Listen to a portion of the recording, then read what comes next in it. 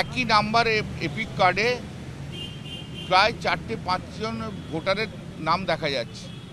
আমরা যখন নির্বাচন কমিশনের কাছে আজকে কথা বলেছি, আমাদের entire delegated team, they have not given any definite answer, তারা কোনো নির্দিষ্ট উত্তর দেয়নি। এবং যখন আমরা বলেছি যে আমরা আপনাদের প্রেসে বলেছেন 30শে এপ্রিলের মধ্যে করব, দে হ্যাভ সেড যে 30শে এপ্রিলটা বাড়াতেও পারি। বারবার যে কোশ্চেনটা হচ্ছে যে আপনি যে টাইম লিমিট করছেন, কত সংখ্যার এরকম এপিক কার্ড নাম্বার ডুপ্লিকেসি আছে, টিপ্লিকেসি আছে, সেটা আগে আইডেন্টিফাই না করলে কি করে এটা করা যাবে? সেটা তো করা যেতে পারে না, সেটা হয়ও না। তা আমরা কোনো সে ব্যাপারে সদুত্তর কোনো পাইনি। We are not satisfied with the answer of the election commission which has been given. Haryana, Uttar Pradesh বা ওই গুজরাট, এই যেখানে বিজেপি শাসিত রাজ্য, সেই রাজ্যের কি করে হচ্ছে? এবং যে সমস্ত জেলায়, যে সমস্ত জায়গায়, পশ্চিমবাংলায় যে সমস্ত জায়গাতে এইরকম একটা এপিক কার্ডের বিরুদ্ধে 2-3টে করে নাম রয়েছে, পশ্চিমবাংলার বিভিন্ন জেলায়, সেখানে দেখা যাবে বিজেপির এমপি রয়েছে কিংবা বিজেপির এমএলএ রয়েছে। তাহলে গোটাটাই আসছে বিজেপি ওরিয়েন্টেড জায়গা থেকে এই সমস্যাটা তৈরি করা হচ্ছে। সরাসরি আপনারা দেখছিলেন যে কল্যাণ বন্দ্যোপাধ্যায় তিনি বলছেন আজকে তৃণমূলের তরফে যে প্রতিনিধি দল মুখ্য নির্বাচন কমিশনারের সঙ্গে বৈঠক করলেন, তাদের বক্তব্য প্রশ্নের কোনো সদুত্তর সিইসি দিতে পারেননি বলে কল্যাণ বন্দ্যোপাধ্যায় দাবি করছেন এই বৈঠকে। এবার আরেকটা বৈঠকের দিকে আপনাদের নিয়ে যায়, যে বৈঠকটা বঙ্গ রাজনীতিতে এই মুহূর্তে সব থেকে বেশি আলোচিত। প্রশ্নটা হচ্ছে, নওশাদ সিদ্দিকী কি তৃণমূলে যাচ্ছেন? জল্পনা উড়িয়ে দিয়েছেন আইএসএফ বিধায়ক নওশাদ সিদ্দিকী।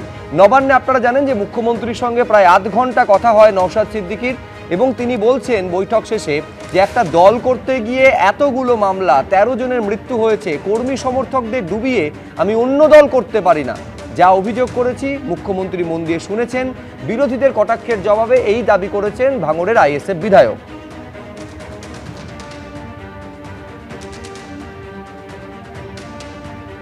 নওশাদ সিদ্দিকী ফের সংবাদের শিরোনামে কবে যাচ্ছেন? এটা নিয়ে আপনি একাধিকবার আমাকে প্রশ্ন করেছেন, একাধিক সময়। গতকালকে একজন প্রশ্ন করেছেন যে আপনি তৃণমূলে কবে যোগদান করছেন, আর আপনি কোথায় যাওয়ার কথা বলছেন? আপনি তো নিজেই বললেন যে প্রশ্ন করেছে তৃণমূলে কবে যাচ্ছেন, মানে ঠিক হয়েছে কোনো ডেট? ঠিক, আমি একটা দলের চেয়ারম্যান, এই দলটা করতে গিয়ে 13টা মামলা খেয়েছি। আমার 4টে ছেলে শহীদ হয়েছে এই দলটার জন্য, আমাদের আইএসএফ এর জন্য। প্রায় 10,000 মানুষের হেড হিসাবে 10,000 মামলা খেয়েছে। তাদেরকে আমি ডুবিয়ে দিয়ে আমি অন্য কোনো জায়গায় যেতে পারি না। সেগুলো তো সব অতীত, কিন্তু বর্তমান হচ্ছে যে আপনার সাথে মুখ্যমন্ত্রী মমতা বন্দ্যোপাধ্যায় 27 মিনিট বৈঠক করলেন। সাম্প্রতিককালে কোনো বিরোধী দলের নেতার সাথে মুখ্যমন্ত্রী বৈঠক করেছেন? কার সাথে করেছেন কি করেননি বলতে পারবো না।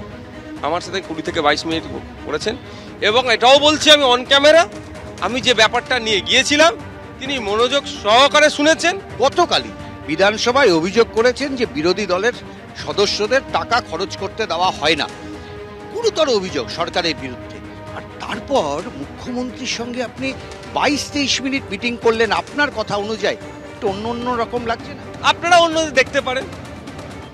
আমি আমাদের রাজ্যের অভিভাবিকার কাছে আমার সমস্যা নিয়ে, ভাঙড়ের সমস্যা নিয়ে দ্বারস্থ হয়েছি। তাকে জানিয়েছি, বোঝানোর চেষ্টা করেছি যে এটা আমাদের সাথে ইনজাস্টিস হচ্ছে, জানিয়ে এসেছি। ভাঙড় নিয়ে যত এবার দেখার বিষয়, ওনাকে জানিয়েছি উনি কি পদক্ষেপ নেয়। ভাঙড় নিয়ে এর আগে যত রকম সমস্যা হয়েছে, একবারও মুখ্যমন্ত্রী আপনার সাথে কথা বলেছে না? আমি একবার গিয়েছিলাম, তখন ওনার মূল্যবান সময় দেয়নি। হঠাৎ কেন ভোটের 12 মাস আগে বা 1 বছর আগে কেন হঠাৎ আপনার মূল্যবান সময় কোট আনকোট তিনি দিতে শুরু করলেন? সেটা মুখ্যমন্ত্রীকে আপনি জিজ্ঞাসা করুন। তখন কেন দেয়নি সেটাও জিজ্ঞাসা করুন, আর গতকালকে কেন দিল সেটা আপনারা জিজ্ঞাসা করুন।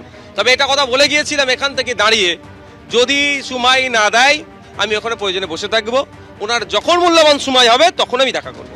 বিষয়টা তো এরকম না যে আপনি নবান্নে গেলেন, মুখ্যমন্ত্রী সময় দিলেন, এটা আগের থেকে ফিক্সড করা ছিল যে আপনি যাবেন এবং মুখ্যমন্ত্রীর সঙ্গে বৈঠক করবেন।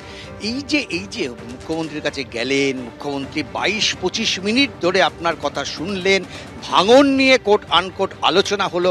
কি আলোচনা হয়েছে আমরা জানতে চাই না, কিন্তু মানুষ বলছে যে আপনি কি সরাসরি দলে যোগ দেবেন নাকি আইএসএফ সিট অ্যাডজাস্টমেন্টে যাবে?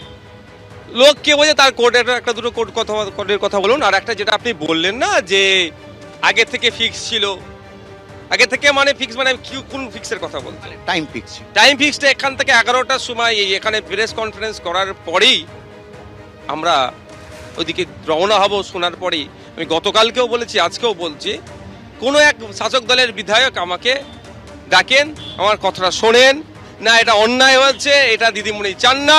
আমি যদি চান না তাহলে আমার ব্যবস্থা করুন কথা বলার, নাহলে আমি যাবো ওখানে বসে থাকবো। বাংলা দেখবে যে একটা বিধায়ককে টাইম দিচ্ছে না, তখন ব্যবস্থা করেছে। এতখানি মানে এতখানি আপনার উপরে এখন মুখ্যমন্ত্রী ভরসা রাখছে? মুখ্যমন্ত্রীর আমার উপরে ভরসা রাখছি কি বলতে পারবো না। একজন বিধায়ক এই ব্যবস্থা করে দিয়েছে। গতকালকে অন ক্যামেরা বলছি, আজকে অন ক্যামেরা বলছি। মানে আজকেও যদি অন ক্যামেরা কিছু দাবি তোলেন তাহলে আবার বলছেন মুখ্যমন্ত্রী আপনার সাথে বসবেন? সেটা বলতে পারবো না, আমাকে সময় কি দেবে কি দেবে না। বিজেপি বলেছে যে নওশাদ সিদ্দিকী তিনি তৃণমূলের সঙ্গে হাত মেলাতে পারেন, তাতে কিছু যায় আসে। তৃণমূল তো বলে আজকেও বলে বেড়াবে দেখুন যে আমি বিজেপির সাথে হাত মিলিয়ে আছি। বামপন্থীরা বলছেন নৌশাদের গতিবিধি আমাদের ঠিক পছন্দ। সব যে বামপন্থী বলছে ওসব বামপন্থী নেবে, তারা ধান্দাপন্থী। প্রকৃত যে বামপন্থী হবে তাকে স্যালুট করি, ধান্দাপন্থীদেরকে আমি স্যালুট করি না। সিপিএম এর বিরুদ্ধে সুর চড়াতে হবে কালকের বৈঠকে? না, সিপিএম এর বিরুদ্ধে নয়। আপনাকে কি বললাম, যে ধান্দাপন্থীগুলো বলছেন যে বিজেপির বিরুদ্ধে সুর চড়াতে হবে, এটাও একজন বিধায়ক রাজ্যের মুখ্যমন্ত্রীর সাথে দেখা করলে গতিবিধি খারাপ যে বলছে যে ধান্দাপন্থীটা, তাকে বলছি আমি। আজকের দিনে দাঁড়িয়ে কি বলবেন? মুখ্যমন্ত্রী ভালো, যে বিরোধীদের কথা শোনে না। আমি গিয়েছি, আমার কথাটা এতটুকু শুনেছি। বিরোধীদের ন্যায্য দাবি থাকলে মুখ্যমন্ত্রী না, আমি গিয়েছি, আমার কথা শুনেছি। ইতিপূর্বে গিয়েছিলাম, আমাকে সময় দেয়নি, গতকালকে সময় দিয়েছে। আমার যে অভিযোগটা তাকে জানিয়েছি। এবার দেখার বিষয়, আমি 1 সপ্তাহ অপেক্ষা করব যে অভিযোগের ভিত্তিতে যে ডিমান্ড ছিল, যে বৈধ আমার ডিমান্ড, সেটা ফুলফিল হলো কি হলো না। এখনো কিছু চূড়ান্ত করেননি। কি করে সম্ভব হবে? আমি তো বলে এসেছি একটু সময় লাগবে। না, চূড়ান্ত তো প্রথম বৈঠকটা 2021 সালের 21শে জানুয়ারিতে চূড়ান্ত করে দিয়েছি। এই মুহূর্তে কিন্তু নৌশাদ সিদ্দিকীকে ঘিরে অসংখ্য প্রশ্ন, এবং শেষ পর্যন্ত তিনি কি পদক্ষেপ নেন সেদিকে তাকিয়ে রয়েছে গোটা রাজ্যের মানুষ। ক্যামেরায় অজয় দাসের সঙ্গে উজ্জ্বল মুখোপাধ্যায়, এবিপি আনন্দ, কলকাতা। দেখুন, বাংলা একটা প্রবাদ আছে, যাহা রটে কিছুটা তো বটে। এখন যেটা রটনা তার কত শতাংশ সত্যি আর কত শতাংশ শুধুই রটনা সেটা আমাদের পক্ষে বলা সম্ভব না। কিন্তু আমি এখানে সমীর চট্টোপাধ্যায়ের কাছে শুরুতেই আসবো। নওশাদ সিদ্দিকী কোনো তৃণমূলের নেতা, মন্ত্রী, সাংসদ বা বিধায়কের সঙ্গে বৈঠক করছেন না, খোদ রাজ্যের প্রশাসনিক প্রধানের সঙ্গে বৈঠক করছেন। এই আমি বলছি, বিধানসভায় রাজনৈতিক দলের একমাত্র বিধায়ক টিম করে জ্বলছেন, তাকে প্রায় 20 থেকে 22 মিনিট সময় দিচ্ছেন। কোনো রাজনৈতিক আমি বলছি উদ্দেশ্য বা নতুন রাজনৈতিক সমীকরণের সবটাই কি জল্পনা? সুমিতা, মমতা বন্দ্যোপাধ্যায়ের এই সৌজন্যতাই তো মমতা বন্দ্যোপাধ্যায়ের বিউটি, যে বিরোধীদেরকে সময় দেওয়া। উনি একজন আইএসএফ এর বিরোধী এমএলএ হলেও তার কথা যে 20-22 মিনিট ধরে শুনেছেন, এটা পরিষ্কার নওশাদ বলছেন। আবার একটা দিকে যারা জল্পনা তৈরি করছেন, আমার অনেকগুলো কৌতূহল আছে। এক কথা শুনুন না, শাসক দলের একজন বিধায়ক এইটা নাকি বৈঠকের ব্যবস্থা করে দিয়েছেন। এখন কোন বিধায়ক, নিঃসন্দেহে সেই নামটা আমার জানার কৌতূহল রইল। দ্বিতীয়ত হচ্ছে যে একটা অদ্ভুত সুর বদল, একেবারে প্যারাডাইম শিফট যাকে বলা যায়। রাজ্যের মাননীয় অভিভাবিকা আইএসএফ এর তরফে নওশাদ সিদ্দিকী একাধিকবার তৃণমূল নেত্রীকে আক্রমণ করেছেন, ক্ষুরধারো ভাষায় আক্রমণ করেছেন, এমনকি জেলে পর্যন্ত যেতে হয়েছে।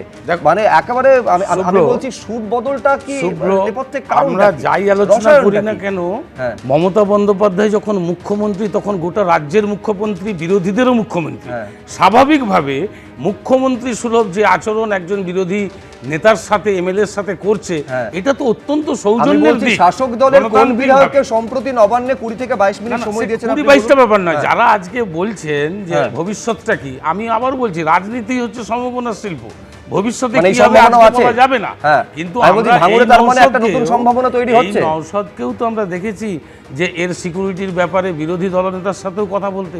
নওশাদের সেই ব্যবহারটা উনি সবার সাথেই বিধানসভায় কথা বলেন, তার তো এটা একটা ভালো দিক। না, আমি বলছি তো এমন- স্বাভাবিকভাবে আমার খুব মুখ্যমন্ত্রীর interesting কাছে লাগছে গেছে যে নবান্ন, আমি কিছুক্ষণ এর আগে মধ্যে দেখাচ্ছিলাম যে রাজনীতির কিছু আমি নওশাদ দেখতে পাচ্ছি সিদ্দিকীর না। যেরকম সুর বদল হচ্ছে, নওশাদ সম্পর্কে সমীর চট্টোপাধ্যায় তারও কিন্তু একটা অদ্ভুত সুর বদল লক্ষ্য করা যাচ্ছে। কোনো আক্রমণ নয়, একেবারে কার্যত সহমর্মিতা সুর শোনা MLA যাচ্ছে। বিরোধী, কোনো সৌজন্য, ব্যাখ্যা কি তুমি এইগুলো দিতে পারো অভ্র? মুখ্যমন্ত্রী হিসেবে তো তিনি করছেন, আমি সেটাই বলছি। দেখুন, বামেরা যখন থেকে ধুতি গুটিয়ে একদম জিভ নাড়াতে নাড়াতে লেজ নাড়াতে নাড়াতে গিয়ে ফিশ ফ্রাই গিয়েছিল নবান্নে, ওই সেটিং মিটিং করেছিল, তারপর তাদের প্রাক্তন জোটসঙ্গীরাও কিন্তু এখন এই প্রচেষ্টায় বহুদিন ধরে লেগেছিলেন। আরেকবার ট্রাই করেছিলেন, সেবার পারেননি। আজকে উনি ওই টেস্ট ঝালমুড়িও মানে খাওয়ার বাংলার মধ্যে সবচেয়ে বেস্ট, একদম বেস্ট ফিশ ফ্রাই পাওয়া যায় নবান্নে, সেটা উনি আর খেতে ঝালমুড়িটা গেছেন। বলবেন হ্যাঁ, না, গায়ে লাগ, আপনাকে তো বলছি না, আপনার না, গায়ে লাগবে বলুন কেন? না, সেটাও কিন্তু বলো। বিষয়টা হচ্ছে এটা থেকে একটা সৌজন্যতা জিনিস কাকে বলে পরিষ্কার, দেখো। বামেরা এর আগে পরেশ অধিকারী, মোর্তাজা হোসেন, অনন্তদেব অধিকারী, দশরথ তির্কে, সুনীল মণ্ডল, এরা তো তৃণমূলে গেছেই। তার সঙ্গে আব্দুস সাত্তার বামের সময় মন্ত্রী ছিলেন, এখন না, তিনি আমি- চিফ না, জন বাংলাটা বলো, সাম্প্রতিক জন তাপসী বাংলাটা মণ্ডলটা বলো। ভুলে গেলে চলবে নাকি? বাংলাটা বলো। 24 ঘন্টা পেরোয়নি তাপসী মণ্ডল, শঙ্কর ঘোষ ভুলে গেলে চলবে? আরে তোমাদের মুখ্য সচেতক বিধানসভায়। হ্যাঁ। এখন তিনি মনে করছেন যে অভিভাবিকা হচ্ছেন মুখ্যমন্ত্রী মমতা বন্দ্যোপাধ্যায়। ভুল তার বলেছে মুখে অভ্র? আর কোনো সুর আমরা পাচ্ছি না। মুখ্যমন্ত্রী তার মানে একজন একটা জিনিস পরিষ্কার, মহিলা রাজ্যে মুখ্যমন্ত্রীকে যদি একমাত্র অভিভাবিকা বলে বিরোধী ভুলটা কোথায়? হচ্ছে বিজেপি, বাকি প্রত্যেকে সেটিংবাজ। তাই আমাদের কোনো যায় আসে না। আপনারা আচ্ছা, যা আচ্ছা, করুন, আচ্ছা। কাণ্ডে setting যখন করুন, স্বরাষ্ট্র মানুষ সেটিং বলে বাদ গেল, থেকে আমি এবারে ধান আমরা দাবার দিতে আসছি, বাংলার আমাকে সাথে কনিনিকাদির কাছে কথা আসতেই বলবো হবে। না। যখন তাদের আমি মুখেই বেশ কথা। বেশ আমি কনিনিকা ঘোষের কাছে আসার আগে দর্শকদের একটু পিছিয়ে যেতে বলবো। ব্রিগেডের সেই সভা, যে সভায় তখন দাঁড়িয়ে বক্তব্য রাখছেন অধীর রঞ্জন চৌধুরী, মঞ্চে হঠাৎ করে আব্বাস সিদ্দিকী উঠলেন। আব্বাস সিদ্দিকী ওঠা মাত্রই অধীর চৌধুরীর বক্তব্য থেমে গেল। সিপিএমের একাধিক নেতা কার্যত তাকে বরণ করে নেওয়ার জন্য মঞ্চের দিকে এগিয়ে গেলেন এবং তাতে একেবারে দৃশ্যত অধীর চৌধুরী ক্ষুব্ধ হয়েছিলেন। আজকে সেই বামপন্থীদের একটা অংশকে ধান্দাপন্থী বলছেন। কনিনিকাদি, দেখুন, কাকে বলেছেন উনি, কেন বলেছেন, সেটা তো ওনার ব্যাপার, ব্যক্তিগত। সেটা উনি বুঝবেন, উনি সেটা বুঝবেন যে কাকে বলছেন, কেন বলছেন, কি বলছেন। ওনার বক্তব্যের পেছনে আমি ছুটতে পারবো না, কি কারণে বলেছেন, কি বিষয়, তাকে ওনাকেই প্রমাণ করতে হবে। আপনাদের জোট। কিন্তু প্রশ্ন হচ্ছে, আমি বলছি একেবারে এই যে বৃহত্তর জোটের কথা একেবারে ব্রিগেডে দাঁড়িয়ে ঘোষণা করা হলো আনুষ্ঠানিকভাবে, আর এখন বলতে পারবো না বললে কি করে হবে? না না, কেন? তা বামপন্থীদেরকে বলেছে, উনি বলেছেন, তা ওনাকেই না, সেই বামপন্থীদের একটা অংশকে তো ধান্দাপন্থী বলছেন। ওনাকেই তো বক্তব্যের ব্যাখ্যা দিতে হবে। আমি কি ওনার কেউ নাকি? আমি কি করে ওনার ব্যাখ্যা দেব? বলেছেন না, তো উনি। তার মানে জোটে চিটটা ধরলো। দাঁড়ান বলি, বলেছেন তো উনি। এক, হ্যাঁ। 2 নম্বর কথা, আজও বামপন্থীরা, আমরা সিপিআইএম আজও বারে বারে বিজেপি, তৃণমূল বিরোধী ব্যক্তি, সংগঠন, সমস্ত ধর্মনিরপেক্ষ অংশকে নিয়ে একসাথে চলার কথা বলছি, আজও বলছি, আজও বলছি, আজও তাহলে বলছি। নওশাদকে যদি আপনারা সমর্থন করেন, তার এই বক্তব্যটাকে clarify করুন। ফলে নওশাদ কি করবেন না করবেন, উনি তো একজন আলাদা মানুষ, আলাদা দল, আলাদা ব্যক্তি। ফলে এটা উনি জোটের কি করবেন? একমাত্র প্রতিনিধি বিধানসভার ভেতরে।